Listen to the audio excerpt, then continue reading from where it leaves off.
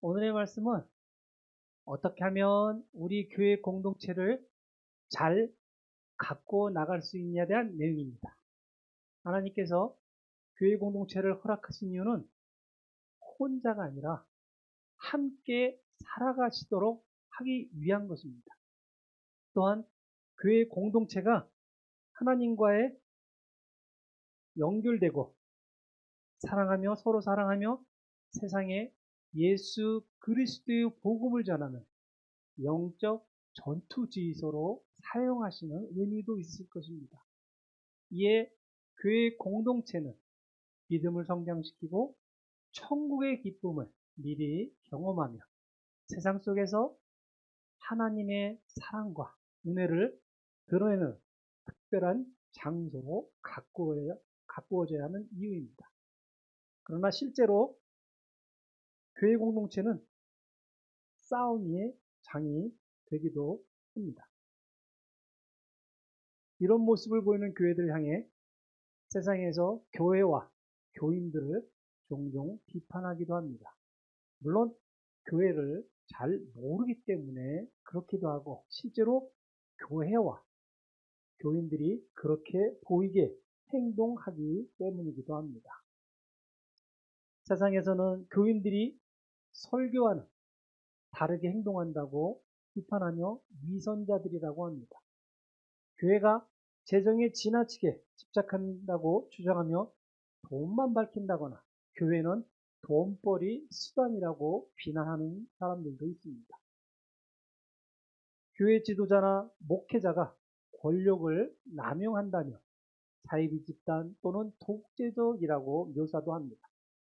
교회가 비기독교인에 대해 배타적이거나 차별적인 태도를 보인다고 비판하기도 합니다. 교회를 세속적인 조직 또는 전통에만 매달리는 집단으로 묘사하며 교회의 정체성을 부정적으로 보고 있습니다. 지나치게 강요하거나 공격적으로 보이는 전도 방식에 대해 강압적이다, 침해적이다 라고 표현하기도 합니다. 물론 이러한 표현은 주로 개인적 경험이나 편견, 오해에서 비롯된 경우가 많습니다. 그런데 한국 속담에 아니땡 굴뚝에 연기 나랴라는 말이 있습니다. 연기가 난다는 것은 연기를 내는 무언가가 반드시 존재하고 있다는 확신이기도 합니다. 교회가 세상에 부정적으로 보였다는 것은 교회와 교인들의 행동에서 무언가 연기 역할을 했다는 것이라 할 수도 있습니다. 여러 이유가 있는 것은 우리 사람은 불완전한 존재이기 때문입니다. 성경에서는 사랑과 용서, 겸손과 인내를 강조하지만 실제 사람들의 삶에서 이러한 덕목을 항상 실천하기는 그리 쉽지 않습니다. 인간의 약점과 한계는 때때로 갈등과 오해를 불러일으킬 수 있기 때문입니다. 교회 공동체는 다양한 배경과 의견을 가진 사람들로 이루어져 있습니다. 각기 다른 경험과 문화, 가치관을 가지고 있는 사람들이 모이다 보니 자연스럽게 충돌이 발생할 수 있습니다. 이러한 차이를 조화롭게 조율하는 것은 큰 도전입니다. 현대사회는 빠르게 변화가 있으며 이러한 변화는 교회 공동체에도 영향을 미칩니다. 정보의 홍수, 기술의 발전, 다양한 가치관과 생활 방식 등이 교회 공동체의 전통적 가치와 충돌할 때가 많기 때문입니다. 이러한 여러 모순들과 잘못들을 조절하기 위해 교회 공동체의 리더십과 구조가 중요한 역할을 합니다. 하지만 모든 리더가 항상 올바른 결정을 내리거나 모범을 보이는 것은 아닐 것입니다. 또한 조직 구조가 비효율적이나 비민주적일 때 문제가 발생할 수도 있습니다. 개인의 영적 성장은 중요한 요소입니다. 하지만 모든 구성원이 같은 속도로 성장하지 않습니다.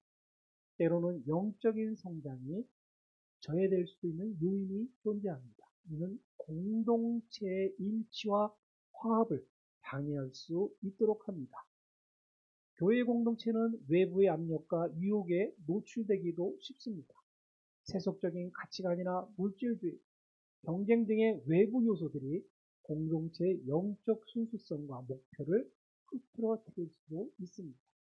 이러한 이유들 때문에 교회 공동체가 성경의 이상에 도달하기 어려운 점이 있습니다. 그러나 이러한 도전들을 인식하고 성경의 가르침을 따르기 위해 꾸준히 노력하는 것이 중요합니다. 사랑과 이해, 용서와 인내를 바탕으로 함께 성장해 나가는 과정이 바로 교회 공동체의 본질이 아닐까 생각합니다. 저는 교회 공동체가 천국의 기쁨을 미리 경험하기 위해서는 서로가 무엇을 지켜야 하는가에 대해서 오늘 성도님들과 말씀을 나누어 보고자 합니다. 신앙인 모두는 자기가 속한 교회 공동체를 갖고 나가야 하는 책임과 의무도 있습니다. 이는 어느 교회, 어떤 교파에 속해 있던 상관없이 없습니다. 하나님의 이름 아래 있는 그 어느 교회에서도 자신들의 공동체를 잘 가꿔야 하는 책임과 의무는 피할 수 없을 것입니다. 교회 공동체를 잘 가꾸기 위해서 첫 번째로 성도님들은 정직해야 한다는 것입니다. 에베소서 4장 15절에 오직 사랑 안에서 진리를 말하며 우리가 모든 일에 성장하여 그에게 이르느니 그는 머리시며 곧 그리스도시라 말씀합니다. 정직함이 없이는 공동체를 유지할 수 없습니다.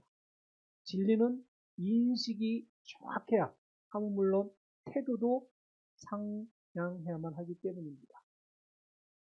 사랑한다고 모든 것을 다 이해하고 용서하라는 것은 아닙니다. 사랑에는 죄를 너그럽게 봐주는 것이 포함되어 있지 않습니다.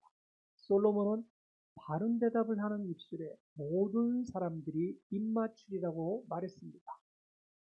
솔직한 대답이 때로는 상대방을 사랑하여 죄를 짓거나 유혹에 빠지는 것을 막는 것이라고 교훈합니다. 바울은 형제들아, 어떤 사람이 무슨 잘못을 범하였으면 영적인 너희는 온유의 영으로 그런 자를 바로잡고 내 자신을 돌아보아 너도 시험을 받지 아니하도록 하라. 너희는 서로의 짐을 지라. 그리하여 그리스도의 법을 이루라고 말했습니다. 왜 솔로몬과 바울은 사랑 안에서 진리로 말하고 서로의 짐을 나눠지라는 것이겠습니까? 교회 생활을 오래 하신 분들은 교회 안에서 갈등이 일어나는 것을 원치 않으십니다. 긴장이나 불편하게 하는 문제가 제기될 때마다 거짓된 평화를 지키기 위해 그냥 덮어두려 합니다. 긁어부스림 만들지 말라고 주장하는 사람이 개입해서 상황을 진정시키기도 합니다. 그러나 결국 문제는 해결되지 않고 남아 교회나 신앙인들의 내면에 갈등을 품고 지내게 만듭니다. 곧 터질 화산이 잠자고 있을 뿐입니다. 사랑 안에서의 진실이 잠자도록 교회 공동체는 성경의 말씀과 역행을 하게 되는 것입니다. 그렇다고 솔직함은 하고 싶을 말을 아무 때나 아무 곳에서나 하라는 것이 아닙니다. 성경은 모든 일에는 적절한 시간과 방법이 있다고 말합니다. 아무 생각 없이 내뱉는 말들은 오래 지속되는 상처를 공동체에 속한 이들에게 남기게 됩니다. 하나님은 교회 안에서 말할 때 사랑하는 가족에게 하듯 하라고 말씀하십니다. 나이 많은 이를 책망하지 말고 오히려 아버지처럼, 젊은 남자들은 형제처럼 공고하며 나이 많은 여인들은 어머니처럼, 젊은 여인들은 온전한 정결로서 자매처럼 공고하라. 그러나 정작 슬픈 사실은 교회 안에 많은 모임들이 정직하지 못해 깨져 왔다는 것입니다. 고린도 교회가 모임 안에 부도덕함이 퍼질 때까지 침묵했던 것에 대해 바울은 다음과 같이 비난했습니다. 내가 비록 몸은 여러분에게 떨어져 있지만 마음으로는 여러분 곁에 있어 마치 내가 그곳에 있는 것처럼 이미 그런 짓을 행한 사람을 심판하였습니다. 여러분이 우리 주 예수님의 이름으로 함께 모이고 나의 마음이 우리 주 예수님의 권능과 함께 여러분과 함께 있으니 그 사람을 사탄에게 내주어 그 사람의 죄와 본성은 멸망당하더라도 영혼은 우리 주님의 날에 구원받게 해야 할 것입니다. 여러분이 자랑하는 것은 옳지 않습니다. 적은 양의 누룩이 반죽 덩어리 전체를 부풀게 한다는 속담을 알지 못하십니까? 여러분은 새 반죽이 되기 위해 묵은 누룩을 없애버리셔야 합니다. 유월절 어린 양이신 그리스도께서 죽으셨으므로 사실 여러분은 누룩이 들어있지 않은 새 반죽이 되었습니다. 그러므로 악의와 악독으로 가득 찬 묵은 누룩이 아니라 성실함과 진리로 가득한 누룩이 들어있지 않은 빵으로 유월절을 지킵시다. 나는 이미 편지에 음행하는 사람과 사귀지 말라고 썼습니다. 내 말은 음행하거나 탐욕스럽거나 속이거나 무상숭배하는 이 세상 사람들과 전혀 어울리지 말라는 의미가 아닙니다. 그러려면 이 세상 밖으로 나아가야 합니다. 내가 지금 어울리지 말라고 쓴 것은 어떤 사람이 그리스도인이라고 말하면서 음행하거나 탐욕이 있거나 우상을 숭배하거나 남을 모함하거나 술에 젖어 살거나 약탈하거나 한다면 그런 사람들과 어울리지 말라는 말입니다. 그런 사람들과는 음식도 같이 먹지 말라는 것입니다. 교회 밖에 있는 사람들을 심판하는 것이 내가 상관해야 할 일입니까? 여러분들이 심판해야 할 사람들은 교회 안에서 죄를 짓는 사람들이 아닙니다. 바울이 말하고자 하는 것은 교회 공동체 가꾸기를 반대 또는 역행하는 자들에게 그 누구도 그것에 맞설 생각을 하지 않았기 때문이었다고 지적하는 것입니다. 사랑 안에서 진리를 말하는 것이 이처럼 우리 인간들은 어렵습니다. 두 번째로 공동체를 잘 가꾸려면 성도는 겸손해야 합니다. 자신만 중요하게 여기고 독선적이고 고집스럽고 교만한 것은 그 어떤 것보다도 빠르게 공동체를 파괴합니다. 이것이 하나님께서 교만을 그토록 싫어하시는 이유입니다. 교만은 사람들 사이에 벽을 쌓지만 겸손은 다리를 놓고 관계를 부드럽게 하며 더 온화하게 해주는 기름 역할을 합니다. 하나님께서 교만한 자들을 대적하시고 겸손한 자들에게 은혜를 베풀어 주신다 말씀하셨습니다. 이것이 우리가 겸손해야 하는 또 다른 이유인 것입니다. 교만은 우리가 성장하고 변화하는 치유받기에 반드시 필요한 하나님의 은혜를 막아버립니다. 우리는 겸손히 하나님의 은혜가 필요함을 인정할 때 은혜를 받을 수 있습니다. 성경은 내가 교만해질 때마다 나는 하나님의 반대편에 서게 되는 것이라 말합니다. 이것은 아주 어리석고 위험한 삶의 신앙의 방식입니다. 여러 가지로 겸손을 연습할 수 있는데 우리의 약점을 인정하고 다른 사람의 약점에 인내하며 다른 사람의 지적을 받아들이고 다른 사람을 세워주는 것입니다. 겸손은 스스로를 낮게 생각하는 것이 아니라 스스로를 덜 생각하는 것입니다. 다른 사람을 나보다 더 생각하는 것입니다. 겸손한 사람들은 스스로를 생각하는 것보다 다른 사람을 섬기는 것에 더 관심이 있다는 것을 마음속 깊이 새겨 두시기를 바랍니다. 세 번째로 공동체를 가꾸려면 성도는 공손해야 합니다. 공손함이란 서로의 차이를 존중하고 서로의 감정을 배려하는 것이며 우리를 짜증나게 하는 사람들을 인내하는 것입니다. 우리를 모든 교회는 그리고 모든 소그룹 안에는 적어도 한두 명 이상 서로 어울리기 어려운 사람들이 있습니다. 이들은 특별히 감정적으로 문제가 있거나 인정되지 못하거나 다른 사람을 화나게 하는 버릇이 있거나 다른 사람들과 어울리는 기술이 부족할 수 있습니다. 즉, 그들은 하나님의 은혜를 특별히 더 필요로 하는 사람들이라는 것입니다. 그러나 하나님이 그들을 우리 가운데 보내신 것은 그들과 우리 모두와 유익을 위해서라면 어떻겠습니까? 그들은 우리가 성장할 수 있고 또한 우리의 교제를 시험해 볼 수 있는 기회를 주려는 특별한 기회라고 한번 생각해 보시기 바랍니다. 성도는 그들을 형제와 자매같이 사랑하고 존중할 수 있는가 스스로에게 되물어보시기 바랍니다. 왜냐하면 한 개인이 얼마나 똑똑하고 아름답고 재능이 많은지에 따라 가족으로 받아들여지는 것이 아닐 것입니다. 단지 서로 속해 있기에 한 가족이 되는 것입니다. 가족이라면 가족 구성원 중 누군가 위험에 빠지면 보호하려 할 것입니다. 미국의 축복들과 한국의 법률에도 가족 중 누군가의 가벼운 범죄를 숨겨주는 것은 처벌을 감해주거나 면제해 주도록 되어 있습니다. 또한 어떤 가족이 조금은 바보스럽더라도 그는 가족의 한 구성원이며 가족의 보호를 받게 됩니다.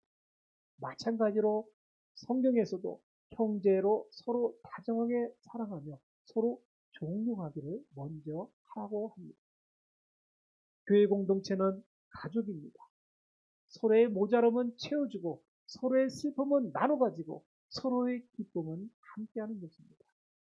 서로를 배려하는 교회 공동체는 누가 보아도 잘 가꾸어진 아름다운 가정의 모습과 될 것입니다. 네 번째, 공동체를 잘 가꾸려면 비밀을 지켜야 합니다. 가끔씩 교회는 아무 비밀이 없을 정도로 누군가의 약점까지도 잘 알고 있습니다. 그러나 사람은 자신의 약점이 알려지면 더 이상 같은 공동체에 있기를 불편해합니다. 따뜻하게 받아들여지고 비밀을 지켜줄 것이라는 신뢰가 있을 때에만 사람들은 가장 깊은 곳의 상처, 필요, 그리고 실수들에 대해 이야기하고 마음을 얻으려 할 것입니다. 그러나 비밀을 지키는 것이 다른 형제 자매들의 죄를 지을 때 그것에 대해 침묵하라는 것을 의미하지는 않습니다. 비밀을 지킨다는 것은 그룹 안에서 나눈 이야기들을 구성원들만 알고 있고 그 문제를 해결하기 위해 함께 노력하며 그것에 대해 다른 사람들과 험담하지 않는 것입니다. 하나님은 소문을 싫어하십니다. 특히 다른 사람의 기도 제목이라는 이름하에 전해지는 것을 매우 싫어하십니다. 하나님께서는 소문은 항상 악한 사람들에게 퍼지고 그들은 문제를 더 어렵게 만들고 친구 사이를 갈라놓는다고 말씀합니다. 이 사실을 너에게만 말할 테니 꼭 비밀 지켜라고 말하는 그 순간 더 이상 비밀이 아닌 것을 다들 알고 계실 것입니다. 지켜야 할 것을 지켜줄 때 공동체는 더욱 강한 공동체가 될 것입니다. 마지막 다섯 번째, 공동체를 잘 가꾸시려면 자주 만나야 합니다. 부부도 오래 떨어져 있으면 서먹서먹합니다. 자녀도 오랫동안 만나지 않으면 만나도 별 할 말이 없습니다. 사람들은 정기적인 만남이 없으면 우정도 사랑도 식어가게 돼 있습니다. 히브리서 10장 25절에 어떤 사람들의 습관처럼 우리 자신들이 함께 모이는 것을 저버리지 말고 서로 권면하여 그날이 가까우는 것을 볼 수 있도록 더욱 그리 하자라는 말씀이 있습니다. 함께 만나는 습관을 길러야 한다는 것입니다. 습관은 이따금씩 하는 행동이 아니고 자주 반복하는 행동을 일컫는 말입니다. 성도들은 깊은 관계를 맺기 위해서 아주 많은 시간을 함께 하라는 것입니다. 그렇지 않기 때문에 많은 교회 모임들이 만남의 깊이가 없이 침묵만 도모하고 있는 것입니다. 또한 교회 공동체의 모임은 내가 가고 싶을 때만 가는 그런 편리함의 바탕을 두고 있는 것이 아닙니다. 나의 영적인 건강함을 위해서 공동체가 필요하다는 확신이 만들어진 것입니다. 그 중요성을 믿기 때문에 원하지 않을 때에도 내가 우리 성도들을 만나야 하는 것입니다. 교제는 시간의 투자를 필요로 하는 절대적인 것입니다. 초대교회 크리스천들은 날마다 하나가 되어 꾸준히 성전에 모이며 또 집집마다 돌아가며 빵을 떼고 즐거움과 순전한 마음으로 음식을 먹으며 매일 만났다고 하였습니다. 그들이 과거의 사람들이라고 시간이 많았을 것이라 생각하시면 절대 잘못된 것입니다. 만일 성도님들이 소그룹이나 모임에 좀 더 적극적으로 속하려 한다면 다음에 9가지 사항을 지키기 위한 그룹 서약서를 나름대로 만들어 보시기 바랍니다.